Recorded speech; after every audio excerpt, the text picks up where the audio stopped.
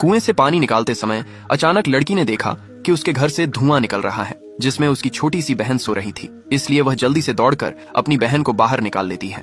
वह अपनी बहन को लेकर परीक्षा देने जा ही रही थी कि तभी एक आदमी आकर उसे रोक देता है। वह नहीं चाहता था कि लड़की परीक्षा दे, इसलिए वह लड़की से उसकी बहन को छीनने की कोशिश करने लगा कि तभी लड़की का भाई पीछे से आकर उसे बचा लेता है। यह देख आदमी वहां से चला गया। तब लड़की का भाई उससे कहता है कि दीदी आप पेपर देने जाओ, मैं छोटी को संभाल लूंगा। खुश होकर लड़की दौड़ते हुए परीक्षा देने जाने लगी, लेकिन काफी थक जाने के कारण वह स्कूल तक पहुंचते पहुंचते गिर गई। यह देख एक टीचर लड़की को उठाकर उसे क्लास में ले आए, लेकिन काफी लेट होने की वजह से टीचर उसे परीक्षा में बैठने से मना कर देती है।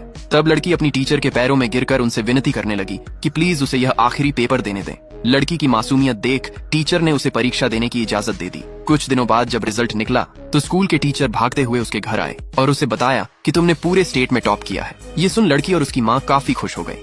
टीचर के मुंह से अपनी बेटी की तारीफ सुन पिता खुश होकर उसे कैलकुलेटर लाकर देता है ताकि वह और भी अच्छी तरह से पढ़ाई कर सके। ये देख लड़की की मां नाराज होने लगी, लेकिन पिता का मन था कि उनकी बेटी पढ़कर एक बड़ी ऑफिसर बने, इसलिए पिता अपनी बेटी के खातिर खेतों में कड़ी मेहनत किया करता था। अगले दिन जब लड़की कैलकुलेटर लेकर स्कूल गई तो उसे देखने कई लोग वहाँ इकट्ठा हो गए। वहीं गांव के सरपंच की बेटी जो उससे काफी जला करती थी, जिस वजह से उसे टीचर का डांट सुनना पड़ता।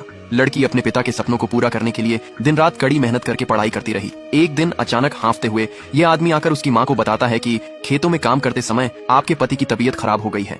ये सुन माँ अपनी बेटी को घर का ख्याल रखने को बोल उन्हें लेकर हॉस्पिटल चली जाती है। इधर आज से स्कूल में बोर्ड का एग्जाम होने वाला था, जहाँ सभी बच्चे उपस्थित हो चुके थे और वे लोग अपने स्कूल की सबसे होनहार लड़की के आने का इंतजार करने लगे, जो अभी तक परीक्षा में नहीं आई थी। यहाँ लड़की भी घर पर अकेली होने के कारण अपनी छोटी बहन को लेकर इधर उधर देख रही थी कि ताकि वह उसे किसी को देकर जल्दी से परीक्षा देने जा सके।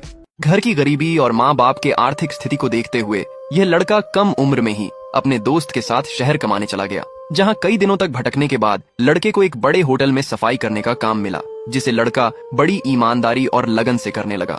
एक दिन काम करते समय जब लड़के को अपने मालिक की तबीयत कुछ ठीक नहीं लगी तो वह उनके लिए गर्म पानी और एक दवाई लाकर देता है। लड़के के इस व्यवहार और इंसानियत को देख मालिक ने उसका प्रमोशन कर दिया। अगले दिन जब लड़का अपने मालिक के घर दूध देने गया तो मालकिन ने उसे बताया कि आज से तुम यहीं पर काम करोगे। ये सुन लड़का काफी खुश होकर उनके दूसरे होटल में काम करने लगा। धीरे धीरे समय बीतता गया और लड़का उसी होटल में बड़ा हो जाता है, जो अपने इस रंगीले अंदाज से वहाँ के लोगों को भी खुश रखता था और हर महीने कमाई के कुछ पैसे अपनी माँ को भेजता रहता। काफी पैसा इकट्ठा कर लेने के बाद उसने अपने परिवार वालों के लिए ढेर सारी शॉपिंग की।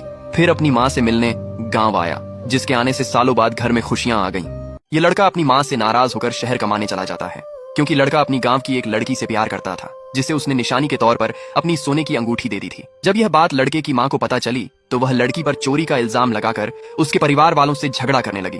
लड़का अपनी मां को काफी समझाने की कोशिश करता है, लेकिन उन्होंने अपने बेटे की एक न सुनी, जिससे गुस्सा होकर लड़का अपने गले में पड़ी सोने की चैन मां को देकर गांव से शहर चला गया। शहर आकर लड़का एक बड़े होटल में काम करने लगा। कुछ दिनों बाद लड़के से मिलने उसके चाचा शहर आए, जो लड़के को वही अंगूठी दिखाते हैं जिसे उसकी मां ने लड़की से छीन ली थी। ये देख लड़का रोते हुए अपनी प्रेमिका के साथ बिताए हर लम्हों को याद करने लगा। फिर उसने वह अंगूठी अपने चाचा को दे दी और उनसे कहा कि इसे आप मेरी मां को दे देना। यह कहकर लड़का अपना काम करने चला गया, लेकिन कुछ ही दिनों बाद एक वर्कर ने लड़के पर चोरी का इल्जाम लगा दिया, जिससे नाराज होकर मालिक लड़के को काम से निकाल देते हैं। नौकरी छूट जाने के बाद लड़का सड़कों पर आ गया, जहाँ उसकी मुलाकात एक ऐसी लड़की से हुई जो कई दिनों से भूखी थी।